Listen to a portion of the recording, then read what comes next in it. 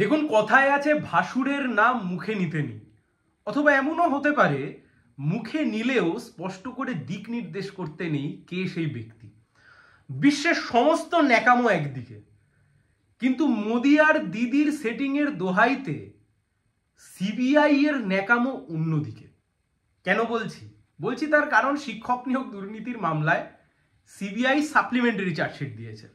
Supplementary chargesheet দিয়ে অভিষেক ব্যানার্জির নাম উল্লেখ করেছেন, পার্থ চ্যাটার্জির নাম উল্লেখ আছে, কালীঘাটের কাকুর নাম উল্লেখ আছে, এবং এনারা কোন ব্যক্তি, মানে ধরুন পার্থ চ্যাটার্জি, গোটা বিশ্বে অনেক পার্থ চ্যাটার্জি থাকতে পারেন, কিন্তু পার্থ চ্যাটার্জি কে? প্রাক্তন শিক্ষামন্ত্রী। সুজয় কৃষ্ণ ভদ্র অনেকে থাকতে পারেন, গোটা পশ্চিমবাংলায় আরো অন্তত হাজার হাজার সুজয় কৃষ্ণ ভদ্র আছেন, তাহলে সুজয় কৃষ্ণ ভদ্রকে কালীঘাটের কাকু, তার নির্দিষ্ট পরিচয় আছে।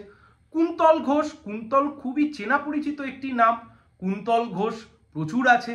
তাহলে কোন কুন্তল ঘোষ? শিক্ষক নিয়োগ দুর্নীতির মামলায় যাকে গ্রেপ্তার করা হয়েছিল তৃণমূল যুবর প্রাক্তন রাজ্য সভাপতি বা রাজ্য সম্পাদক কিছু একটা হবে। ঠিক এরকম ভাবেই অভিষেক ব্যানার্জির নামও কিন্তু সিবিআই লিখেছে, কিন্তু কোন অভিষেক ব্যানার্জি সিবিআই পরিষ্কার করেনি।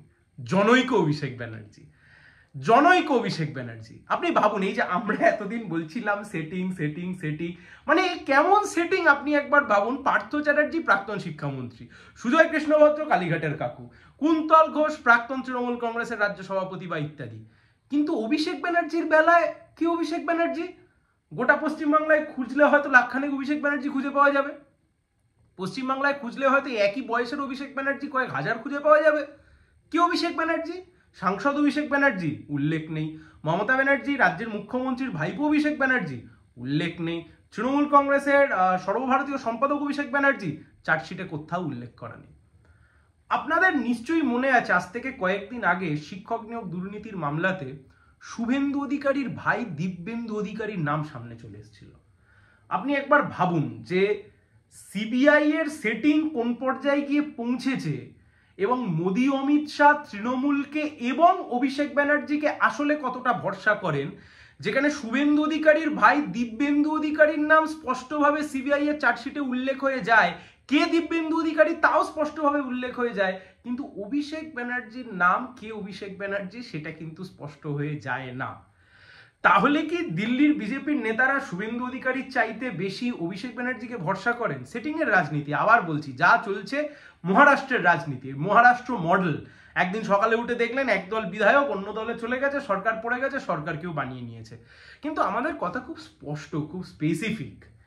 লিপস অ্যান্ড বাউন্স চিট ফান্ডের কোম্পানি, এই লিপস অ্যান্ড বাউন্স নিয়ে দীর্ঘদিন ধরে টানাপোড়েন চলছে। আগে মন্ত্রী ছিলেন সিপিআইএম এর নেতা, কেন্দ্রীয় কমিটির সদস্য ছিলেন এক সময়তে, বর্ষিয়ান নেতা কমরেড গৌতম দেব। তিনি সর্বপ্রথম জনসমক্ষে নিয়ে এসেছিলেন যে লিপস অ্যান্ড বাউন্স, মমতা ব্যানার্জির ভাইপো কিভাবে চিট ফান্ডের ব্যবসা করেন। সেই লিপস অ্যান্ড বাউন্সের নাম এখানে জড়িয়ে গেছিল।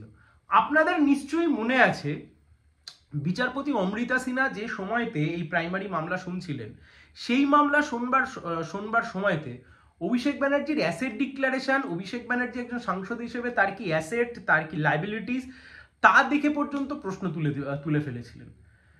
এই যে লিপস অ্যান্ড বাউন্স কোম্পানি, সেই লিপস অ্যান্ড বাউন্স কোম্পানির মাথা কে? অভিষেক ব্যানার্জি। এতদিন আমরা কেউ জানতাম না, কোর্টে যখন এফিডেভিট দেওয়া হয়েছিল তারপর আমরা জানতে পেরেছিলাম। তাহলে প্রশ্ন এখানে, লিপস অ্যান্ড বাউন্স কোম্পানির নাম এলো, কিন্তু কে অভিষেক ব্যানার্জি তার জানা গেল না, মানে তার জানানো হলো না।